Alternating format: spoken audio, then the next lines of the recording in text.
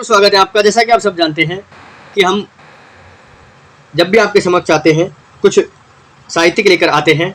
इसी क्रम में आपके समक्ष प्रस्तुत है हमारी चल रही श्रृंखला हिंदी साहित्य का इतिहास, जो कि रचित है श्रीमान रामचंद्र जी शुक्ल द्वारा।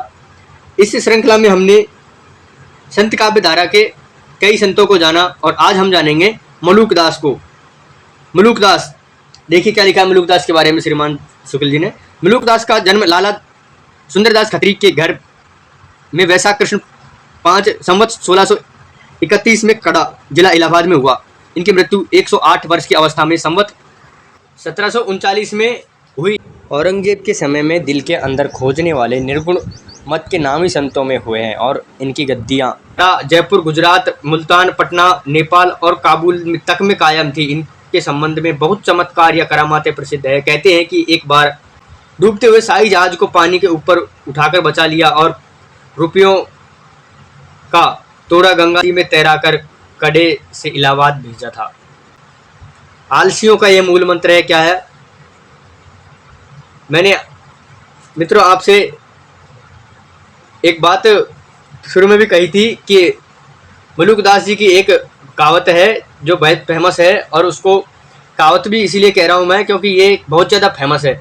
आज करे करे चाकरी, पंछी करे नो काम, दास मलूका कहे गए सबके दाता राम। यानी कि ये अपने आप में इतने आज़ाद स्वभाव के थे, स्वतंत्र स्वभाव के थे कि ये इन्होंने अपने आश्रयदाता के प्रति ये लाइन कही थी। इन्हीं का है, इनकी दो पुस्तक प्रसिद्ध है, रत्न खान और ज्ञानबोध। हिंदुओं और मुसलमानों दोनों को उपदेश देने में प्रवृत्त होने के कारण निर्गुण मार्गी संतियों के समान इनकी भाषा में भी फारसी और अरबी शब्द का प्रयोग है। इसी दृष्टि से बोलचाल की खड़ी बोली का पुट इन सब संतों की वाणी में एक सा पाया जाता है। इन सब का लक्षणों के होते हुए भी इनकी भाषा सुव्यवस्थित और सुंदर है। कहीं कहीं अच्छे कवियों का सा पद विन्यास और कवित्व आदि छंद पाए जाते हैं। कुछ पद बिल्कुल खड़ी बोली में है। आत्मबोध, वैराग्य, प्रेम आदि पर इनकी वाणी बड़ी मनोहर है। दिग्दर्शन मात्र के लिए कुछ पद नीचे दिए जाते हैं।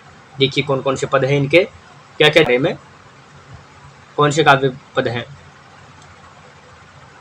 अब तो अजपा जपूज मन मेरे, सुर नर असुर टलो हाथ, जाके मुनि गर्व गंधर्व है जाके चेरे, 10 आतरी देखी मत भूलो, ऐसे रूप घनेरे, अलख पुरुष के हाथ बिखाने, जब ते ननी के हारे, कह मलूक तू चेत अचेता, काल न आवे नेरे, नाम हमारा खाक है हम खाकी बंदे, खाक ही से पैदा कही अति गाफिल गंदे। देखिए आगे क्या लिखा है।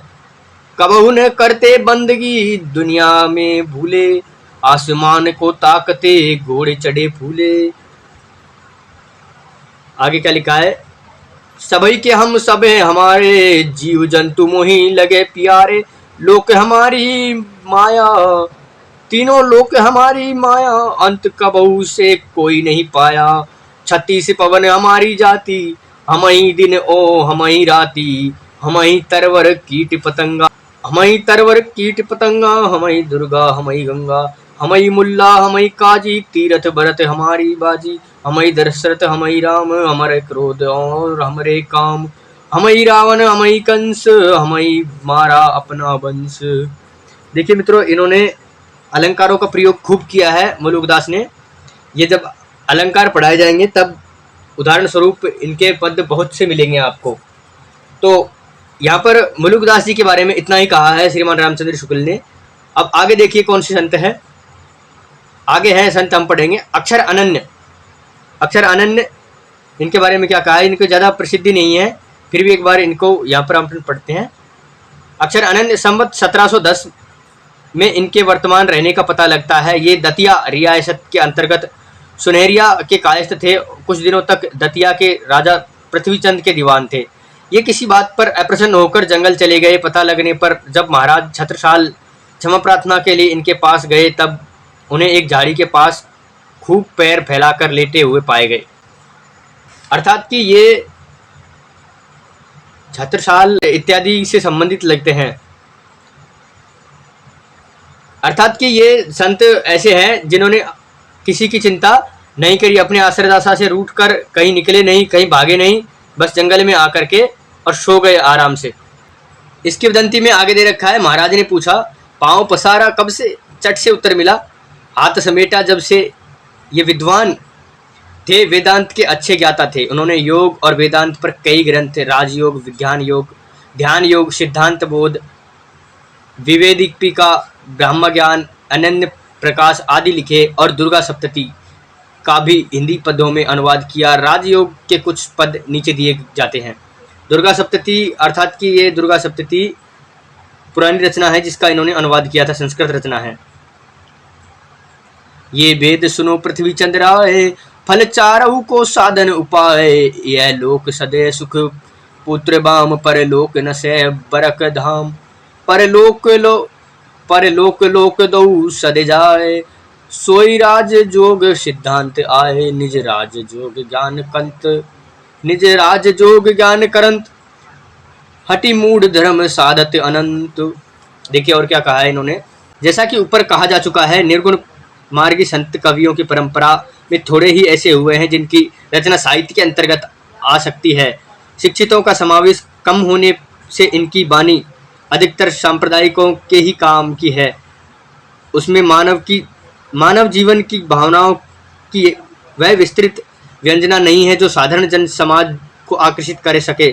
इस प्रकार के संतों की परंपरा यद्यपि बराबर चली रही और नए पंथ निकलते रहे, पर देश के समान साहित्य पर उनका प्रभाव न रहा। दादू दयाल की शिष्य परंपरा में जगजीवन दास या जगजीवन साहब हुए, जो संवत 1818 के लगभग के वर्तमान थे। ये चंदेल ठाकुर थे और कोटवा यानी बाराबंकी के निवासी थे। इन्होंने अपना एक, बाराबंकी भी राजस्थान में ही है मित्रों, इन्होंने अपना एक अलग सत्यनामी संप्रदाय चलाया। इनकी वाणी में साधारण ज्ञान चर्चा है। इनके शिष्य दुमल दास हुए, इन्होंने एक शब्दावली लिखी। उनके शिष्य तोमर दास और पहलवा दास हुए। तुलसी साहब, गोविंद साहब, भीखा साहब, पलटू साहब आदि अनेक संत हुए प्रयाग के। अच्छा कि यहाँ पर मित्रों ये जो दिया गया है यहाँ तक ही थी मलुक दास के बारे में और इनके बारे में, यहाँ तक ही थी अक्षर अनन्य के बारे में, यहाँ तक जो है। बाकी इसका थोड़ा संक्षिप्त में अंत किया हुआ है। तो कौन कौन से थे? भीखा दास, पलटू साहब, अनेक संत हुए प्रयाग के। वेल गिरियड प्रेस के अनेक बहुत से संतों की वाणियाँ प्रकाशित की है। आगे देखिए क्या कहा है इस काल के बारे में श्रीमान रामचंद्र शुक्ल जी ने। निर्गुण पंथ के संतों के संबंध में अच्छी तरह समझ रखनी चाहिए कि उनमें दार्शनिक व्यवस्था दिखाने का प्रयत्न व्यर्थ है। उन पर द्वैत, अद्वैत, विशिष्टाद्वैत आदि का आरोप करके वर्गीकरण करना, दार्शनिक पद्धति की अनभिज्ञता प्रकट करके उनमें थोड़ा बहुत भेद दिखाई पड़ेगा। वह अवयवों की न्यूनता या अधिकता के कारण उनका मेल करके निर्गुण पंथ चला। जैसे करके वर्गीकरण करना, दार्शनिक पद्धति की अनभिज्ञता प्रकट करके उनमें थोड़ा बहुत भेद दिखाई पड़ेगा। वह अवयवों की न्यूनता या अधिकता के कारण उनका मेल करके निर्गुण पंथ चला। जैसा कि मित्रों यहाँ पर इन्होंने दिया हुआ है, स्पष्ट कर दिया है कि सम्यक स्मृति अलग चीज है और सम्यक स्मृति और निरति श्रुति ये सब जो है वो वैष्णव संप्रदाय के मत हैं और वैष्णव संप्रदाय में इनका अर्थ अलग है और यहाँ पर इनका कोई अर्थ नहीं है। और इन्होंने स्पष्ट किया है कि वैष्णवों से इनका कोई खास संबंध नहीं है, बल्कि इनका संबंध तो सूफियों से जरूर है और योगियों से इनकी वाणी मिलती जुलती है, लेकिन सूफियों से भी मिलती जुलती है, परंतु इनकी वाणी वैष्णवों से मिलती जुलती नहीं है। वैष्णवों से इनका कोई खास संबंध नहीं है, वैष्णवों से इन्होंने कुछ भी ग्रहण नहीं किया अर्थात। तो यहाँ तक दिया हुआ था इस प्रकरण में। इसी के साथ में ये प्रकरण समाप्त होता है जिसका नाम है ज्ञानाश्रयी शाखा। इस भाग में हमने पढ़ा भक्ति काल का प्रकरण 2 निर्गुण धारा ज्ञानाश्रयी शाखा हमने पूरा पढ़ लिया है। अर्थात कि ज्ञानाश्रयी शाखा में इस किताब में कुछ नहीं बचा है, तो इसके संदर्भ अंत में हम पढ़ेंगे। देखिए संदर्भों में क्या क्या है। जो पहला नंबर है वो है ऊर्जा के, अच्छा, ऊजी के पीर और शेख तकी चाहे कबीर के गुरु न हो रहे हो, पर उन्होंने उनके सत्संग से बहुत सी बातें सीखी, उनमें कोई संदेह नहीं है। कबीर ने शेख तकी का नाम लिया है उस आदर के साथ नहीं जिस आदर के साथ गुरु का नाम लिया जाता है। जैसे घट घट अविनाशी सउत तुकी तुम शेख, इस वचन में कबीर ही शेख तुकी के उपदेश देते जान पड़ते हैं। कबीर ने मुसलमान फकीरों का सत्संग किया था, इसका उल्लेख उन्होंने किया है। वे झूसी, जौनपुर, मानिकपुर आदि गए थे जो मुसलमान फकीरों के प्रसिद्ध स्थान थे। जानिकपुर ही कबीर बसीरी, मदती सुनी शेख तकी केरी, ऊर्जा सुनी ऊजी सुनी जौनपुर थान, जूनी अच्छा झूसी सुनी पीरन के नाम। पर सबकी बातों का चयन करके भी अपना स्वभाव अनुसार वे किसी को ज्ञानी या बड़ा मानते को तैयार नहीं थे, सबको अपना ही वचन मानने को कहते थे। शेख अकरंदी कर सकरंदी तुम मानव वचन हमार, आदि अंत ओ जुग जुग देखती ठीठ पर सारी। और दूसरा संदर्भ है पृष्ठ 44 पर है, अर्थात कि इस संदर्भ को थोड़ा ध्यान से पढ़िएगा। शेख तकी इनके गुरु हैं, इसके बारे में बहुत से प्रचलित है, बहुत विवादास्पद स्थिति है, तो इसके बारे में इनके विचार ग्रहण किए जाने योग्य है। बड़ी परीक्षाओं में जैसे असिस्टेंट प्रोफेसर इनमें भी इसके मत पूछे जाते हैं। यूपीएससी में लिखित में परीक्षा आ जाती है, लिखित में परीक्षा में ये सवाल आ जाता है कि कबीर के गुरु शेख तकी हो सकते हैं, कैसे आप स्पष्ट करिए। तो यहाँ पर आप ये देख लेंगे। तो मित्रों, इसी के साथ में लेते हैं आपसे विदाई, मिलेंगे अगली वीडियो में।